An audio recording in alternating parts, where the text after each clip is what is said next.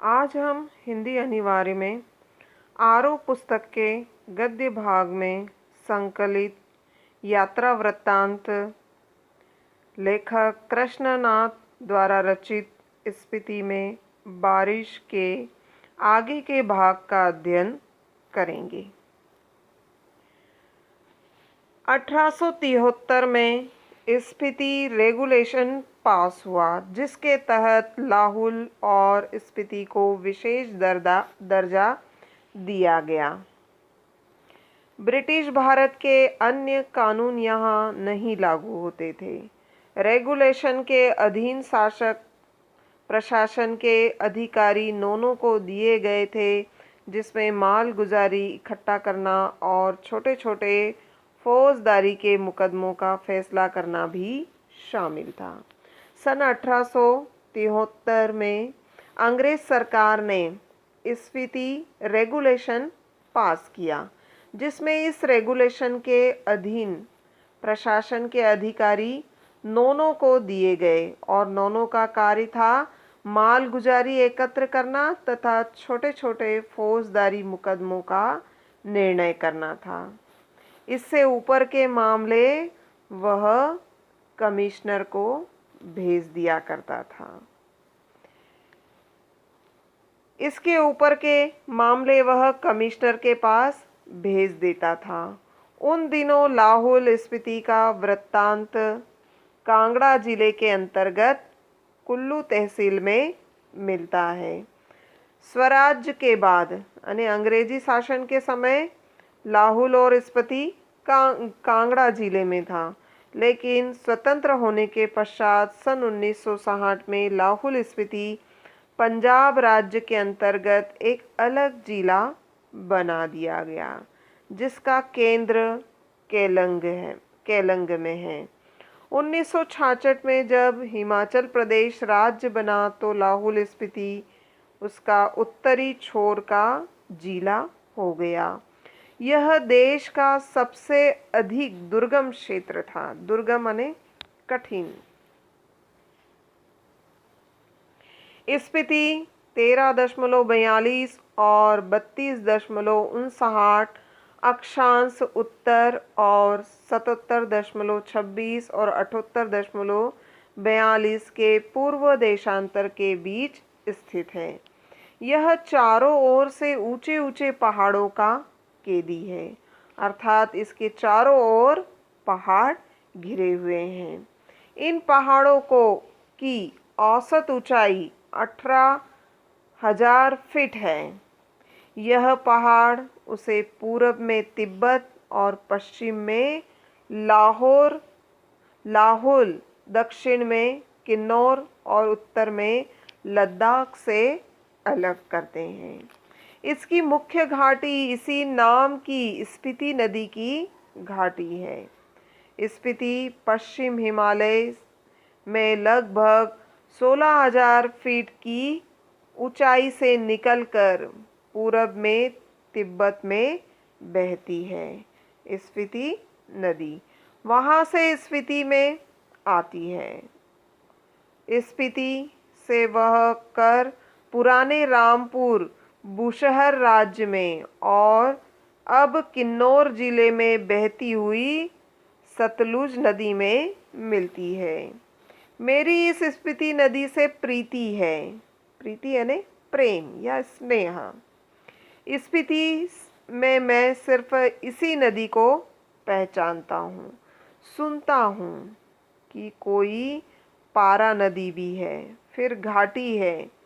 स्पीति के अलावा पिन की घाटी प्रसिद्ध है। मान भाई से इसका किस्सा सुना है।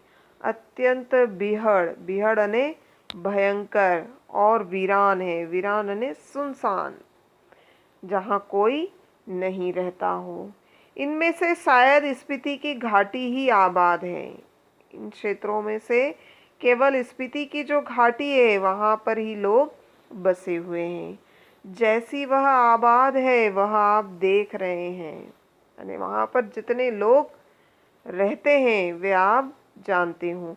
प्रति वर्ग मील 4 से भी कम लोग बसते हैं। प्रति वर्ग मील पर 4 से भी कम लोग रहते हैं। अचरज यह नहीं कि इतने कम लोग क्यों हैं, अचरज यह है कि इतने लोग भी कैसे बसे हुए हैं। मैंने जब भी स्पीति की कोई विपत्ति बताई है तो लोगों ने यही पूछा है कि आखिर तब लोग वहाँ रहते क्यों हैं।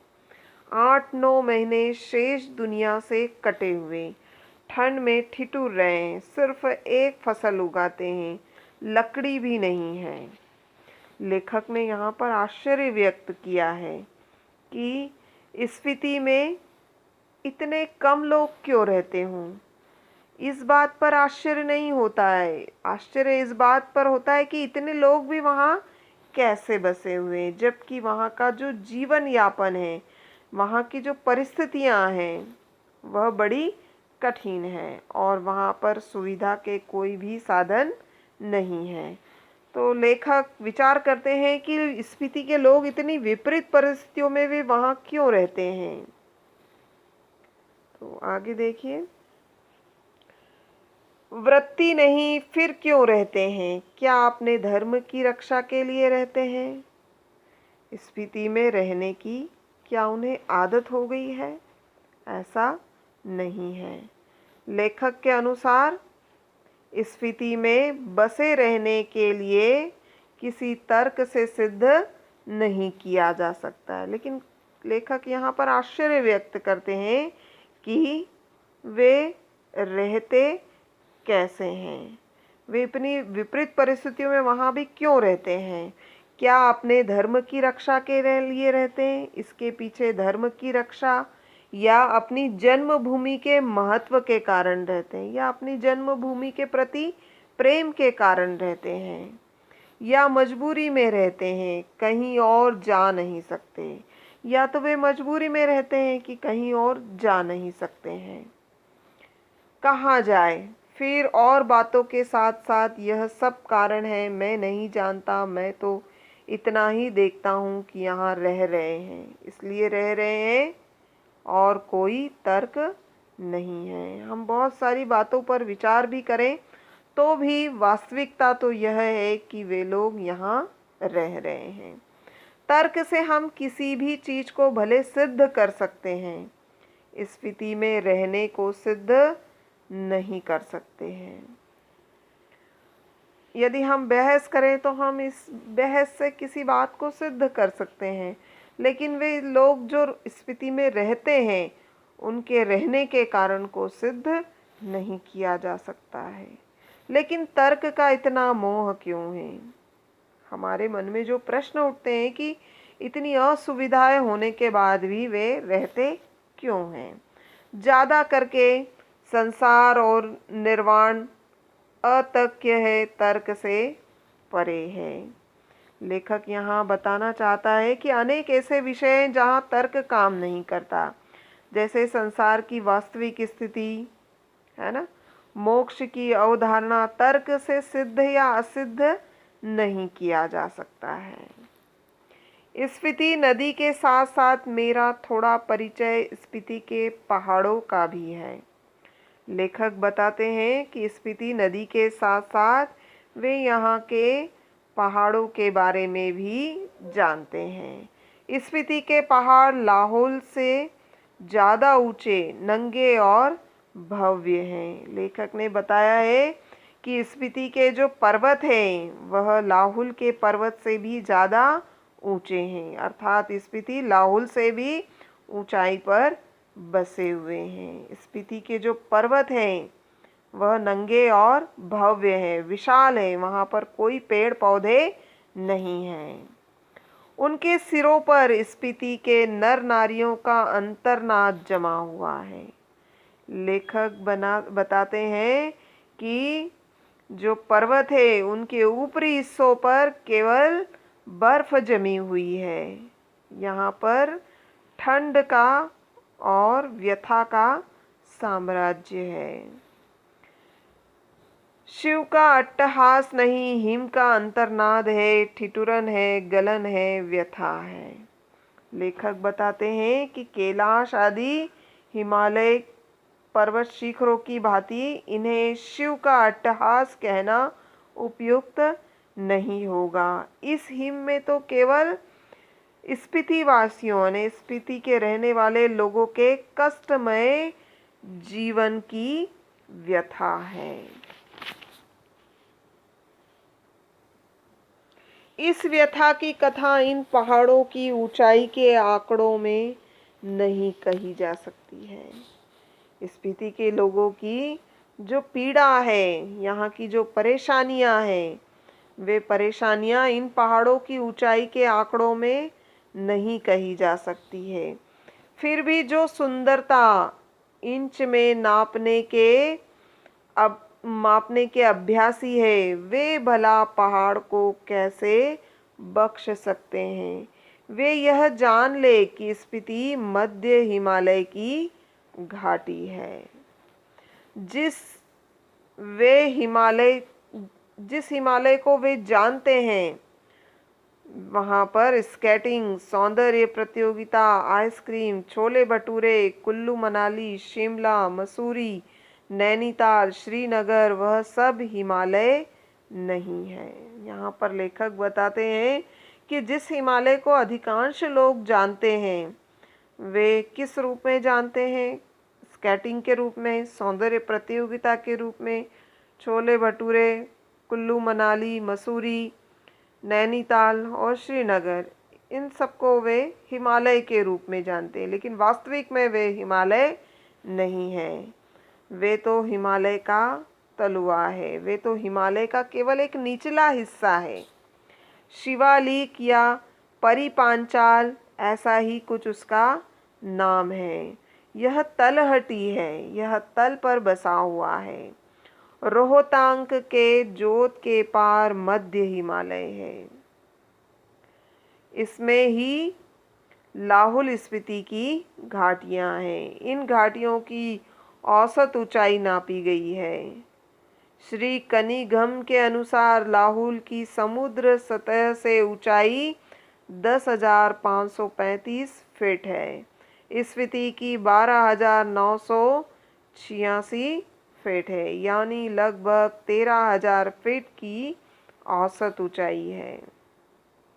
मध्य हिमालय की जो श्रेणियां स्पीति को घेरे हुए हैं, उनमें से जो उत्तर में है, उसे बारालाचा श्रेणियों का विस्तार समझे। यानी मध्य हिमालय के आसपास जो पर्वत श्रेणियां हैं, जो स्पीति को चारों ओर से घेरे हुए हैं, उत्तर में जो पर्वत श्रेणियां हैं, उसे बारालाचा के नाम से जाना जाता है। बारालाचा की दर्रे ऊंचाई का अनुमान 16,221 फीट से लगाकर 16,500 फीट का लगाया गया है। इस पर्वत श्रेणी में दो चोटियों की ऊंचाई 21,000 फीट से अधिक है। दक्षिण में जो श्रेणी है, वह माने श्रेणी कहलाती है। यहाँ पर लेखक ने बताया है कि बारालाचा पर्वत श्रेणी स्पीति को घेरे हुए है। यह स्पीति के उत्तर की ओर है और इस पर्वत श्रेणी की दो चोटियों की ऊंचाई 21,000 फीट से अधिक है। और माने पर्वत श्रेणी की ऊंचाई, माने पर्वत श्रेणी का संबंध बौद्धों के माने मंत्र से है। इसका अर्थ यह है कि कहीं यह बौद्धों के माने मंत्र के नाम से तो नहीं है। ओ मणि पदम हूँ, इसका बीज मंत्र है। इसका बड़ा महत्व है। इसे संक्षेप में माने कहते हैं। कहीं इस श्रेणी का नाम माने के नाम पर तो नहीं है। अगर नहीं है तो करने जैसा है। यहाँ इन पहाड़ियों में माने का इतना जाप हुआ है कि यह नाम उन श्रेणियों को दे डालना ही सहज है। यहाँ पर लेखक ने बताया है कि माने पर्वत श्रेणी का संबंध बौद्धों के माने मंत्र ओ मणि पदम हु से लिया गया है। लेखक ने अनुमान लगाया है कि इन पहाड़ियों में बौद्ध साधकों ने माने मंत्र का इतना जाप किया है कि यह नाम इन पर्वत श्रेणी को दे देना ही स्वाभाविक है। इंपीरियल गजेटियर में माने श्रेणी की ऊंचाई 21,646 फीट बताई गई है। यह तो इस श्रेणी की किसी चोटी की ऊंचाई होगी। पूरी श्रेणी की ऊंचाई तो एक नहीं होगी। इसमें जो छोटी छोटी चोटियां हैं इनकी ऊंचाई भी 17,000 फीट से अधिक है। कई गांव समुद्र की सतह से 13,000 फीट से ऊंचे बसे हैं। एक या दो 14,000 फीट की ऊंचाई पर है। यह मध्य हिमालय है। इसमें स्पीति स्थित है। इसके पार बाह्य हिमालय दिखता है। इसकी एक चोटी 23,064 फीट ऊंची बताई जाती है। इसमें कई चोटियां 20,000 फीट से भी अधिक ऊंची है। तो यहाँ पर लेखक ने बारालाचा श्रेणी और माने श्रेणी के बारे में बताया है और इन्हीं पर्वत श्रृंखलाओं के बीच में स्पीति स्थित है। ठीक है, आज के लिए इतना काफ़ी। बहुत बहुत